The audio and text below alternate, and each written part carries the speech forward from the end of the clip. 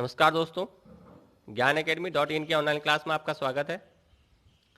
तो दोस्तों, हाल ही के दिनों में शिक्षा के क्षेत्र में काफ़ी अहम बदलाव हैं, जिनमें से एक बदलाव ये है कि जो HRD मिनिस्ट्री थी हमारी, यानी कि जो मानव संसाधन विकास मंत्रालय था, उसका नाम बदल करके अब मिनिस्ट्री ऑफ एजुकेशन यानी कि शिक्षा मंत्रालय कर दिया गया है। अगर हम बात करें शिक्षा मंत्रालय की, तो पहले यह शिक्षा मंत्रालय के नाम से ही जाना जाता था पूर्व में। बाद में राजीव गांधी की सरकार ने इसको बदल करके HRD मिनिस्ट्री यानी कि मानव संसाधन विकास मंत्रालय बना दिया था। और फिर से इसे क्या बना दिया गया है, मिनिस्ट्री ऑफ एजुकेशन यानी कि शिक्षा मंत्रालय बना दिया गया है। अगर हम बात करें हमारे शिक्षा मंत्री की, तो हमारे जो वर्तमान शिक्षा मंत्री हैं वो है रमेश पोखरियाल निशंक जी, और जो हमारे वर्तमान राज्य शिक्षा मंत्री हैं वो है संजय धोत्रे जी। दोस्तों, इस वीडियो में हम देखेंगे कि पूर्व में जो सरकार है उन्होंने कौन कौन सी नीतियाँ शिक्षा के क्षेत्र में लाई हैं, क्या उनमें कमियां रही, और इस शिक्षा नीति के तहत क्या क्या कार्य किए जाएंगे उन कमियों को दूर करने के लिए। अगर हम बात करें शिक्षा नीति की, तो दोस्तों आप देख सकते हैं कि 34 साल के बाद ये शिक्षा नीति भारत में आई हुई। आप समझ सकते हैं कि पिछले 10-20 सालों में भारत में या विश्व में अगर हम बात करें तो तकनीक और शिक्षा के क्षेत्र में कितने बदलाव आए, लेकिन हमारी शिक्षा नीति अभी भी 34 वर्ष पुरानी ही थी। तो इसको बदलने की काफ़ी आवश्यकता थी, जिस पर सरकारों की ओर से बीच में ध्यान नहीं दिया गया। चलो देखते हैं आगे जा करके कि यह क्या है, एक बहुत बड़ा बदलाव है। अगर हम बात करें कि इसका प्रमुख लक्ष्य क्या है, तो प्रमुख लक्ष्य यह है कि इस पर GDP का जो है वो 6% इसमें खर्च किया जाएगा। GDP के 6% खर्चे की इसमें क्या की गई है, बात की गई है। पूर्व में आई हुई नीतियों की अगर हम बात करें तो 1968 और 1986 के बाद यह तीसरी राष्ट्रीय शिक्षा नीति है जो कि अब लाई गई है। दोस्तों, इससे पहले जो था 2 बार शिक्षा नीतियां आ चुकी हैं, एक 1968 में और एक 1986 में। अगर हम बात करें 1992 की, तो 1992 में थोड़ा बहुत 1986 की जो शिक्षा नीतियां आई थी उसमें कुछ संशोधन किया गया था, लेकिन काफ़ी हद तक ये 1986 की जो शिक्षा नीति है उसी की क्या थी, समान रही।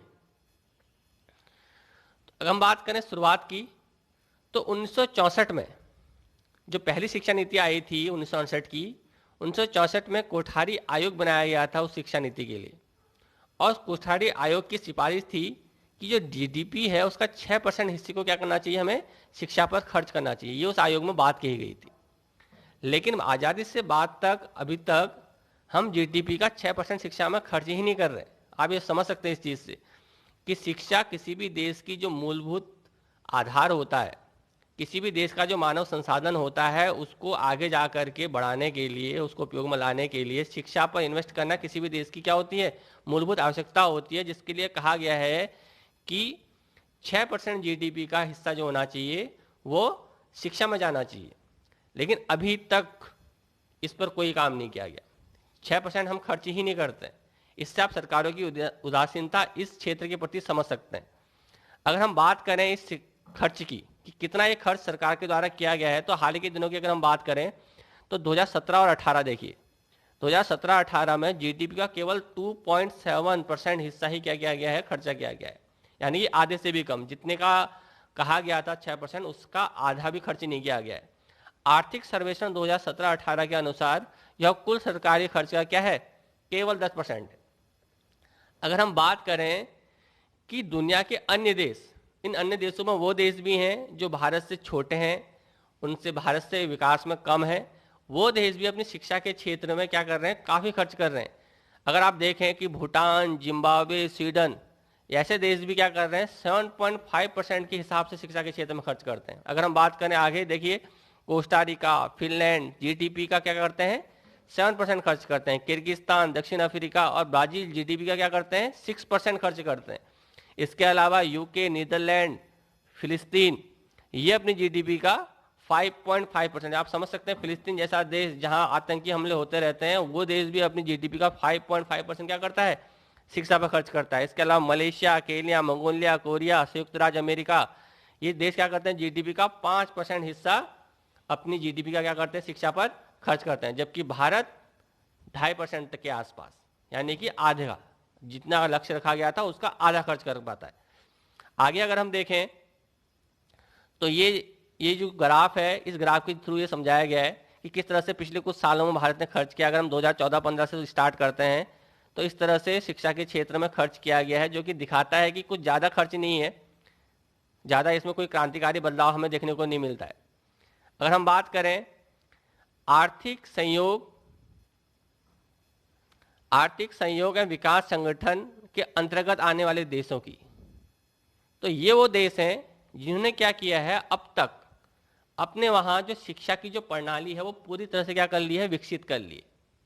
कहने का मतलब ये है कि अब क्या है कि यहाँ शिक्षा के विस्तार के लिए सार्वजनिक निवेश की क्या होगी, आवश्यकता अब कम हो गई है। यानी कि इन्होंने क्या कर दिया है, अपने स्कूल का जो एजुकेशन सिस्टम है, जो उसका स्ट्रक्चर है, उसको क्या कर दिया है, मजबूत बना लिया है।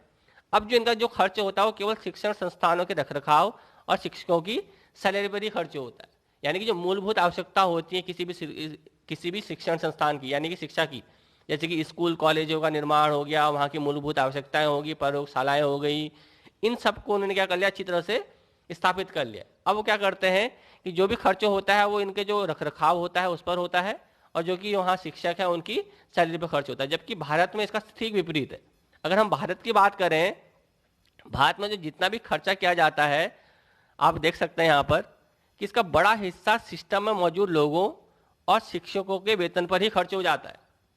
जबकि जो अन्य कार्य हैं, जो मूलभूत आवश्यकताएं हैं, जैसे कि सीखने का संसाधन, स्कूल का रखरखाव, प्रयोगशालाएं, मध्याह्न भोजन आदि पर क्या होता है, कम खर्च किया जाता है। यहीं से शिक्षा की बुनियाद बनती है और इसी पर क्या हो रहा है, कम खर्च हो रहा है। यानी कि जो गुणवत्ता है शिक्षा की, उसमें कहीं ना कहीं क्या आ गई है, कमी आ गया। जब गुणवत्ता में कमी आएगी तो शैक्षिक परिणाम भी क्या होंगे, कम दिखेंगे। ठीक है नहीं? तो आगे अगर हम देखें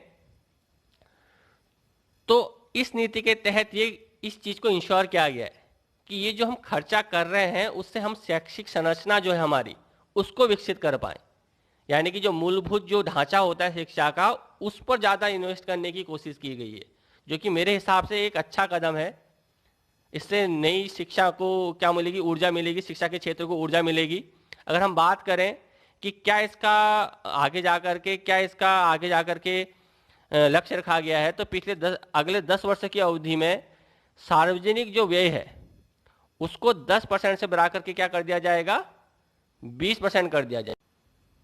तो जीडीपी में जो 6% निवेश की बात हो रही है, तो भारत सरकार किस तहत, यानी किसके तहत ये निवेश की बात कर रही है, इसके लिए जो अर्थव्यवस्था है भारत की, उसके जो 2 महत्वपूर्ण रुझान हैं, इन रुझानों के तहत ये बात की गई है।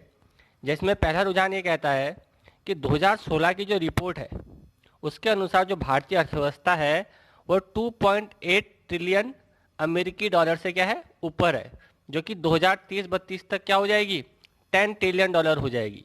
इसके अलावा क्या है, पिछले कुछ सालों में क्या हुआ है कि भारत में जो टैक्स है, टैक्स से जो जीडीपी अनुपात हुआ है उसमें क्या हुआ है, सुधार हुआ है। और इस सुधार की अगर हम बात करें तो यह 1.5% के करीब सुधार हुआ है। तो आने वाले समय में जैसे जैसे अर्थव्यवस्था का आकार बढ़ेगा और टैक्स संग्रहण की, यानी कि टैक्स कलेक्शन की जो कैपेबिलिटी है सरकार की, वो बढ़ेगी, तो सरकार को निवेश के लिए, शिक्षा में निवेश के लिए उतने ही ज़्यादा संसाधन क्या होंगे, उपलब्ध होंगे। और इसी उपलब्ध साधनों का उपयोग क्या करेगी, जीडीपी का जो 6% है उसमें क्या करेगी, उसका निवेश करेगी। तो इस वीडियो को यहीं ख़त्म करते हैं। आपको वीडियो कैसा लगा आप हमें बताइए। आने वाले समय में भारत सरकार जिस जिस तरह से शिक्षा नीति के नए प्रावधानों को हमारे सामने लाते जाएगी, हम आपको उससे अवगत कराते जाएंगे।